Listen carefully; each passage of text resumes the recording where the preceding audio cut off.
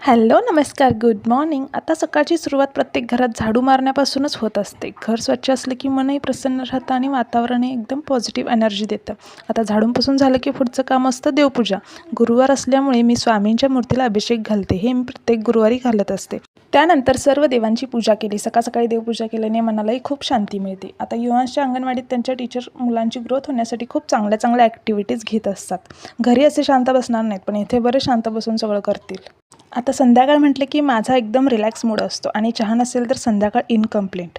युवांसाठी दुसरीकडे मॅगी बनवली आणि डावीकडे चहा ठेवला. संध्याकाळी असं निवांत बसून चहा पिण्यात एक वेगळीच मजा असते. आता जेवढं एन्जॉय केलं तेवढं आता दुप्पट भरून काढावं लागणार. नेहमी विचार करते आज दूध लक्ष देऊन बघायचं, पण ज्या दिवशी लक्ष ठेवते त्या दिवशी उतू जातच. आता परत किचन ओटा साफ करा, ताप झाला डोक्याला नुसता. त्यात ह्यांचा फोन, फरमाईश काय तर कॉर्न चॅट बनव. आता हे कॉर्न 2 दिवस झाले फ्रीजमध्ये पडून होते. मग म्हटलं बनवू आज. मक्याचे दाणे वगैरे काढून घेतले आणि कढईत थोडं तेल, कांदा व कॉर्न घालून भाजून घेतले व त्यात हळद, तिखट, मीठ आणि लिंबू पिळला. आता जिभेचे चोचले म्हणून त्यात ओरेगॅनो, रेड चिली फ्लेक्स आणि मेयोनेज घातलं व सगळं मिक्स करून सर्वांनी ताव मारला. आता ह्यांची रिॲक्शन बघा. तर चला भेटू नेक्स्ट ब्लॉगमध्ये. तोपर्यंत बाय.